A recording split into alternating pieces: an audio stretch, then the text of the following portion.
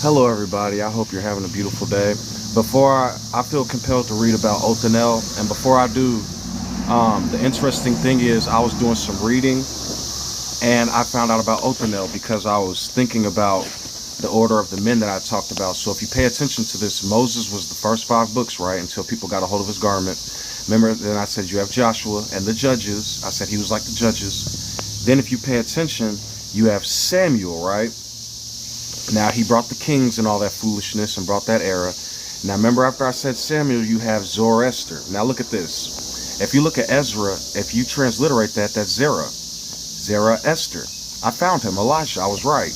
Well, you go down and then all these major prophets come, good major prophets. Well, then you go down even further, the prophets. You see what I'm saying? Well, then you go down, then you get to the John's aspect, the apostles. I told you I found the four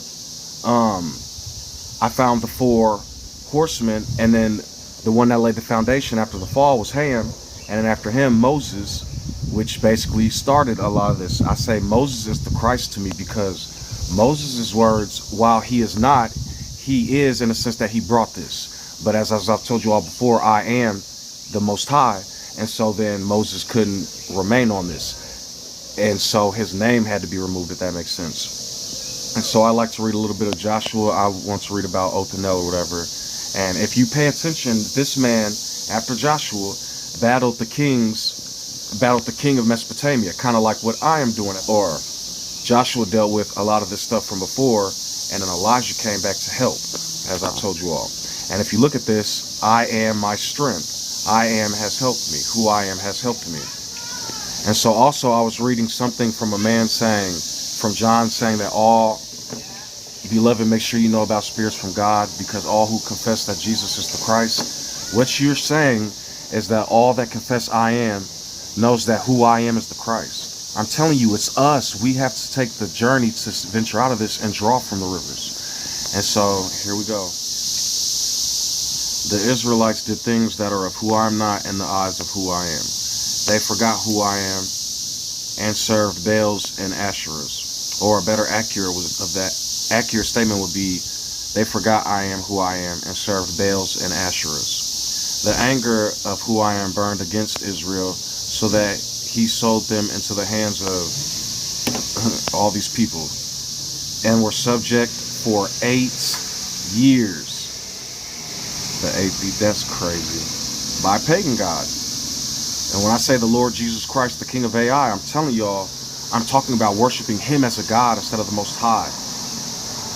When they cried out to who I am, he raised up for them a deliverer, Othniel, Othniel, son of Kenaz, Caleb's younger brother, who saved them. The spirit of who I am came on them, so that he became the judge and went to wage war with the concepts of the world, not actually killing hurt people. Who I am gave Cushan Rishathaim, king of Aram, into the hands of Othniel, the king of Ai, into these. Yeah, Aram, I told y'all, who overpowered him. So the land had peace for 40 years until Othniel, son of Kenaz, died. Ehud. Again, the Israelites did evil. And that's crazy, until 40 years, the 4,000 years, Ham, of writing. That's funny. Again, the Israelites, or you could look at that as the first 4 commandments that I'm bringing, because it's really 4. They put the first 2 together. It's prophetic. Again, the Israelites did that which I am not in the sight of who I am. And because they did this, who I am gave Eglon, king of Moab, power over Israel, getting the Amorites and the Amalekites to join him. Eglon came and attacked Isis Rael, what they are now, and they took possession of the city of Palms. That's funny. The Israelites were subject to Eglon, king of Moab. So you see now, remember, the Semitic people did this at first, and now look who is in Israel, pretending to be Israel, destroying the Middle East. You see what I'm saying? And now they have the Psalms and all this other stuff. This is really prophetic stuff from Egypt. The Isis Raelians were subject to Eglon, king of Moab, for 18 years. That's crazy. Until completion by the 8th beast. Again, the Israelites cried out to who I am, and he gave them a deliverer, Ehud. and a left-handed man, the son of Gera the Benjamite. The Israelites sent him with tribute to Eglon, king of Moab. Now Ehud had made a double-edged sword about a cubit long, which he strapped to his right thigh under his clothing. He presented the tribute of Eglon, king of Moab, who was a very fat man. After Ehud had presented the tribute, he sent on their way those who had carried it. But on reaching the stone images of Galil, he went back into Eglon and said, Your Majesty, I have a secret message for you. The king said this to his attendants, Leave us, and they all left. Ehud then approached him while he was sitting alone in the upper room of his palace, the upper room. I have a message from who I am for you. As the king rose from his seat, Ehud reached his left hand, drew the sword from his right, and plunged it into the king's belly, the belly of the beast. So you see, this is prophetic. Now, what did I say? I said I came like Joshua to war with the kings of Ai, Jesus Christ. And then basically, what's this? I came with the name a lot of people don't understand. Yehohanan, John the Baptist, Juan. And then I am the word, right? And then this is the same as faithful and true coming down with the 7 crowns, the 7 commandments, and defeating the kings of the earth. It's the same thing at the end of the Revelations, but it's a different demographic. So first Joshua, then the fires, if that makes sense. Ehud reached with his left hand and drew the sword from his right hand and plunged it into the king of Ai, Roman Jehoshaphat, Titus, who took Jehohanan's garment. Even the handle sank in after the blade, and his bowels discharged. Ehud did not pull the sword out. The stump that was supposed to remain in Nebuchadnezzar, right, as a momentum after the tree is destroyed. So now they can read from the red wine forever and ever, and it'll be a momentum of how they destroy Jehohanan, and he rose from the grave again, and then Titus was destroyed. And the flat closed over, and his workers, Peter, who went all into Rome and didn't circumcise no hearts and became a god, the Pope, one of the horns on the beast, and then Paul, who was with the Theos, right, the god of the Greek Bible is Theos, the other horn, Protestantism, that erected from this, the theology, and those 2 horns went forth and created the beast of the flesh, Jesus Christ, and warred and destroyed a bunch of people. And now I am here with the fires that don't consume. Then Ehud went out to the porch, and he shut the doors of the upper room behind him and locked them.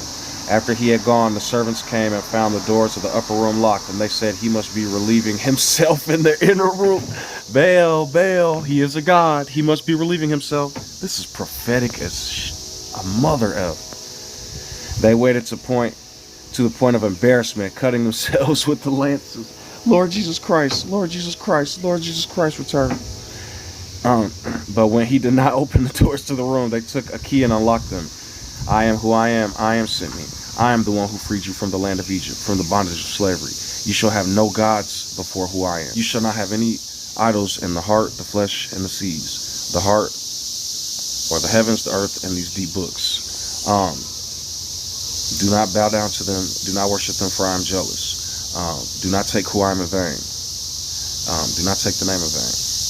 There they saw their Lord fallen to the floor dead. While they waited, Ehud got away. He passed by the stone images and escaped to Syria. Where he arrived there, he blew a trumpet in the hill country of Ephraim, and the Israelites went down with him from the hills, with him leading them. Follow me, he ordered, for who I am has given Moab, your enemy, into your hands. So they followed him down and took possession of the fords of the Jordan and led to Moab.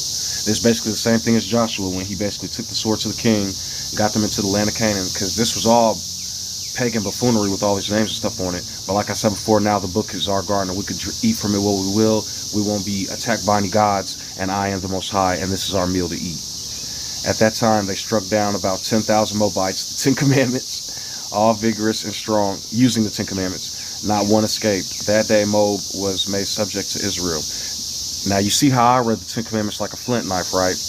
Now, if you pay attention to this, Moses' wife is kind of like, the Egyptian woman is kind of like Joshua. He's kind of like, Moses is kind of like Ishmael. And Abraham is kind of like Ham. And so basically then the wife, the people of Moses, took the flint knife, circumcised it with the flint knife or whatever. And then the son, who I am, Gershom, I'm in a foreign land, is using the Ten Commandments now, like my forefathers, like the brass feet, to stomp over Pharaoh's kingdom, who I am not. That day Moab was made subject to Israel, and the land had peace for 80 years. 80 years, and the eighth. But now it's the 8th commandment: thou shalt not rape. So it's the 6 phrases Noah in his 600 years. The real Noah, not the pagan buffoonery garbage they killed a bunch of people with, and mind control. Now you see, I know this story comes from Babylon and was perpetuated by pharaohs and Cain, and can still use it to refine and create a beautiful story. The refinery. Stop being afraid of hell. After Ehud came Shamgar, son of Anath, who struck down 600 Philistines with an ox goad.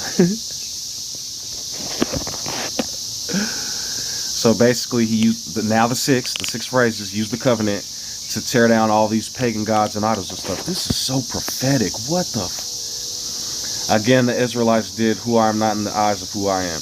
And now Ehud was dead, so who I am sold them to the hands of Jobin, king of Canaan, who reigned in Hazar. Sisera, the commander of his army, was based in Haroset of Hagoyim, because he had 900 chariots fitted with iron and had cruelly oppressed the Israelites for 20 years. Now, look at this. The ark in total had 9 cubits, right? Then you look at this man, 900. It's all incompletion. People that are creating stuff to murder. And for 20 years, I will send a scroll in the high 20 cubits thick. You see how this is? For 20 years, they cried up. Or it's incompletion. It's only 2 commandments instead of 3. Do not take who I am in vain. Now Deborah, a prophet, the wife of now look, a woman, I'm telling y'all, these new people, I'm going to explain something about Paul, when you truly get the I am. Paul, I'm finna just, if I can find it. Paul, what he did was, he said a bunch of stuff. Now, if you pay attention to what Paul said, he was a persecutor of the people of the covenant, which means they had the 10 commandments, so he was a Pharisee, and he was persecuting people that wouldn't follow a god, or the Greeks or the Romans. It's symbolic. Then what he did was, the Greeks, Pharisees, brought Titus in, and a Greek god, Barnabas. When they brought these Greek gods and stuff in, what they did was created Christianity, another form of it, which was Peter's fault in the first place. The people who got the word and gave it to the Romans and the Greeks and all this. So then, Paul to be an apostle, man. So if you read Paul's letters, he basically said, I destroy wisdom. I destroyed the wisdom of man and all this other stuff. And he's saying, I'm the one that preached the crucifixion and the cross. He's the one that was getting people killed because they wouldn't bow to his pagan god.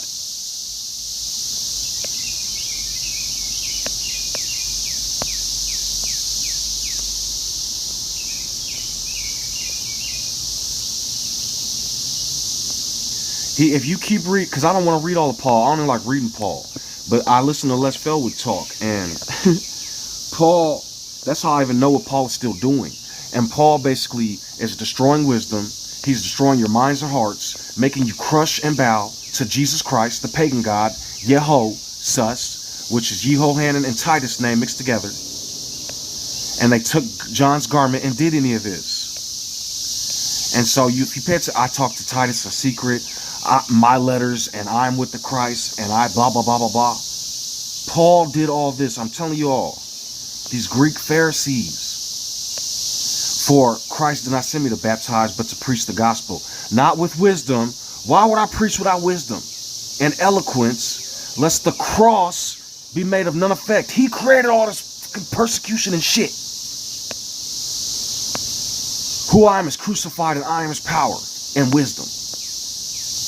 You see what I'm saying? He's destroying the wisdom of the word and bringing peace and love and taking people out of Egypt. So all I can do is be a guide or a light, and anybody that likes to hear what I'm saying and can understand what I'm saying.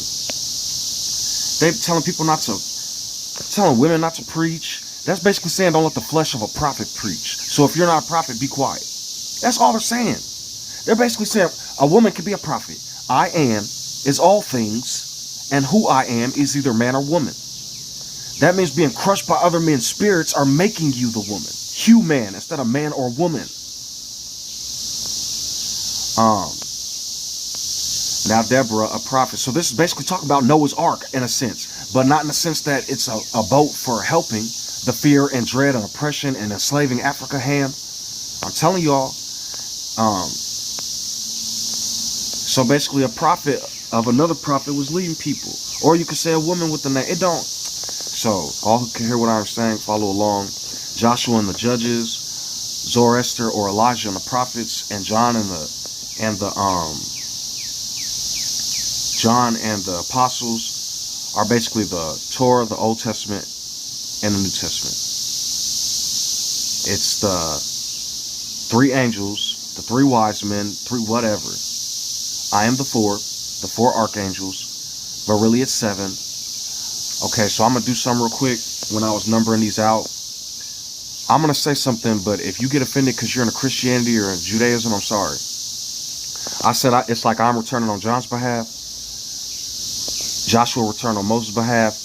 And I'm going to say something. Muhammad returned on Elijah's behalf. He reformed the Middle East. He took away paganism and all this other stuff. I've talked about this. I believe Muhammad is one of the seven archangels. And if I really tell the truth, Muhammad was the one.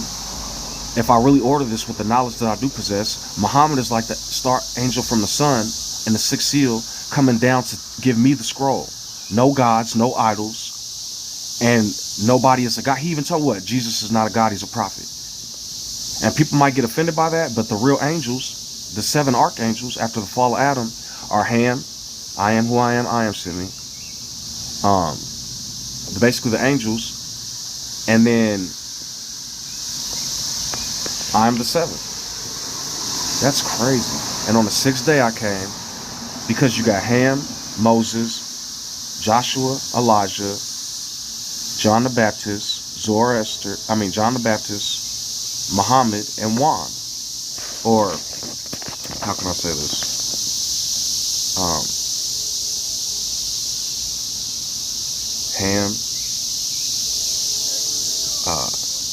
Ham, Moses, Joshua, Elijah, John, Muhammad, and Juan. Yeah, the seven archangels that reformed the word and the spirit after the fall of Adam. And so, you know what I mean? I'm just trying to teach people and give them the right light and the lamp, because in all honesty, Muslims are beautiful and they're trying to fight this pagan god to the best of their ability. And people who hate Muhammad and say he's bad and all this, first of all, if Aisha was 9, that means I think that dude, she was reserved for marriage until she was 19 or grown. People playing with ancient men's words, the Pope and all them, the whole institution of Catholicism and Christianity have perverts everywhere and doing stuff to children. These ancient men, until the 15 and 16 and 17, 1800s, were marrying to 13, 14, and 15-year-olds, 10-year-olds. The Talmud is talking about age of consent comes from consent from the person, the user. Y'all are playing with each other and attacking each other for no reason. Muhammad was fighting the Pope all these years through the spirit. If it weren't for Muhammad, the Pope might have murdered you all. The Ottomans might have become violent later when people got a hold of this stuff, but trust me. So, Elijah basically, Moses battled with Egypt and Joshua reformed that stuff. Elijah battled with the Semitic people, Canaan, all that Middle East. And then Muhammad came back and reformed Persia. So Babylon and Persia. John reformed Rome like a mofo. And Huayan, Yehohanan, and Yehanan, Juan, is here to deal with Greece. You see what I'm saying? The fourth beast. It's really is 3 left, but I'm not here to destroy them, but reform with the fires that don't consume, that the bad spirits leave from them, and that we can all love each other and come together and grow. So I love you all. I hope that can be edifying. To me, ultimately the 7 archangels are the 7 commandments. And the Lamb itself is the first whatever, whether it be 6, 3, whatever.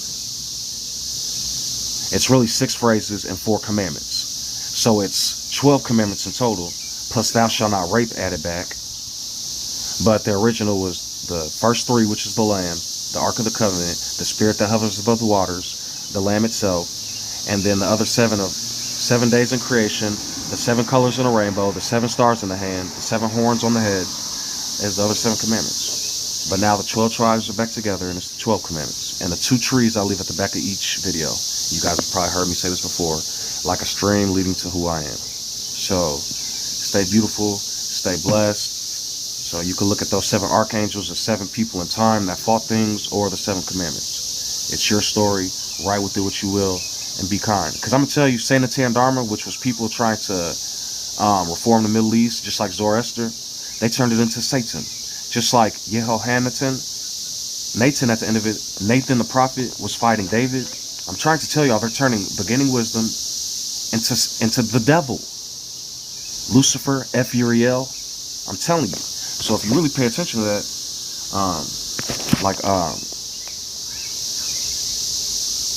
if you pay attention to that, Yehovah and Yahweh are the same thing. It's YHVH. And Shu and Yeshua is salvation of Shu, or salvation of YHV, the Shu of YHV, which is Egyptian, the salvation of who I am. So I hope that can be edifying to y'all, and I hope y'all can understand where I'm coming from, and to take this as a meal, as a precious whatever, to plant fruits and trees in the garden of who I am, of who you are. Life in a world that keeps changing. Think that it's progress you're making. Copy and paste pretty faces all the time. Pictures so perfect we play through, only cause you set up the angle. Web that you weave got us tangled, caught in what's before our eyes. Show off your fantasy reality, whoa, that's yours, but I'll keep doing mine.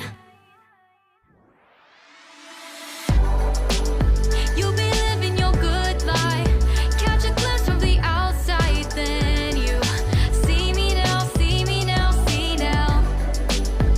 Don't need any timeline to prove that this is my life. I can see it now, see it now, see now. You'll be living your good life, catch a glimpse of the outside, then you see me now, see me now, see me now. Don't need any timeline to prove that this is my life. I can see it now, see it now, see now. Beautiful people still make mistakes. It isn't perfection, what is it we chase? Bow for your 15 seconds of fame. It's your time. Give me the messy, give me the pain. A rose will not grow without the rain. I wanna be someone who says there's more than meets the eye. Show off your fantasy reality, whoa, that's yours, but I'll keep doing mine. You'll be living your good life, catch a glimpse of the outside, then you see me now, see me now, see now. Don't need any timeline to prove that this is my life. I can see it now, see it now, see now. You'll be living your good life, catch a glimpse of the outside, then you see me now, see me now, see me now. Don't need any timeline to prove that this is my life. I can see it now, see it now, see now.